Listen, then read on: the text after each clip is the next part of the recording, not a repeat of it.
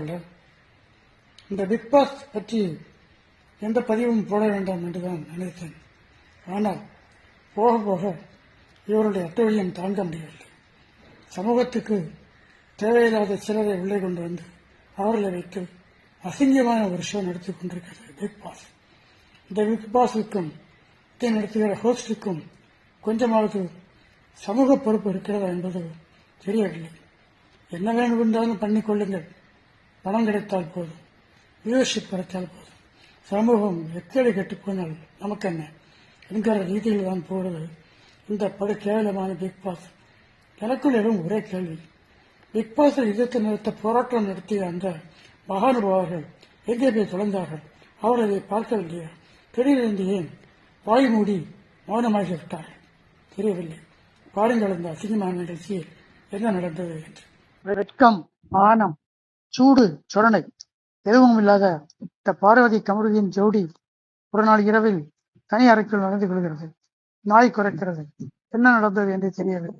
வெளியே வந்த பார்வதி, வெட்கம் கொஞ்சம் கூட இல்லாமல், என்னால் உணர்ச்சியை அடக்க முடியவில்லை, என்னை வெளியே அனுப்புங்கள் பிக் பாஸ் என்கிறார். என்ன கேவலம் இது! இந்த லட்சணத்தில் கமாருதீனை கல்யாணம் பண்ணிக்கிற ஐடியா வேற. கல்யாணத்துக்கு பின்னாடி பண்ண வேண்டியவற்றையெல்லாம் கல்யாணத்துக்கு முன்னாடி இந்த பிக் பாஸ் வீட்டிலேயே நடத்தி விடுவார்கள் போல் இருக்கிறார். இன்னொரு பக்கம் இந்த சாண்ட்ரா சதா சர்வகாலமும் கதவுக்கு அருகே கணவன் சட்டையும் கையில் வைத்துக்கொண்டு வெளியே போக தயாராக உட்கார்ந்திருக்கும் இந்த சாண்ட்ரா செய்யும் அலப்பறை தாங்க முடியவில்லை. எல்லோரு பேரிலும் குற்றம், சிடு சிடு, ஒரே கோபம். என்னடா இது! அப்புறம் விஜய் சேதுபதி யாரை தண்டிக்க வேண்டுமோ அவர்களை விட்டு விட்டு அப்பாவிகளை வறுத்தெடுப்பார். அதுவும் சனிக்கிழமை வறுத்தெடுப்பது, ஞாயிற்றுக்கிழமை காம்பரமைஸ் செய்து கொண்டு போவது. எப்படியாவது இந்த ஷோவை நடத்தி முடித்தால் போதும் என்கிற மனநிலைக்கு இவர்கள் வந்துவிட்ட மாதிரி தெரிகிறது. கிட்டத்தட்ட நமக்கும் அதே மனநிலை தான். எப்போது முடியும் அந்த ஷோ? நிகழ்ச்சிக்கு கண்டென்ட் தருபவர்கள் மட்டும்தான் உள்ளே இருக்க வேண்டும் என்றுதான் அவர்கள் நினைக்கிறார்கள். மற்ற எதை பற்றியும் அவர்கள் கவலைப்படுவதில்லை. எனவே பிக் பாஸுக்கு ஓட்டு போடும் மக்களே, பேசாமல் இருங்கள். நீங்கள் ஓட்டு போட வேண்டிய அவசியமே இல்லை. காரணம், யார் உள்ளே இருப்பது, யார் வெளியே போவது என்பதை தீர்மானிப்பதே பிக் பாஸ் குரூப் தான்.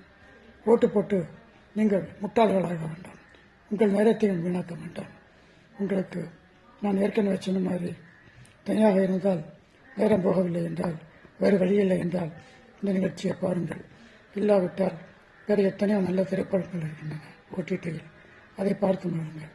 பிக் பாஸ் தமிழ்நாட்டுக்கு ஒரு மோசமான கலாச்சாரத்தை கொண்டு வருவதற்கு மிகவும் உதவுகிறது. நமக்கு அது தேவையில்லை. நன்றி, வணக்கம்.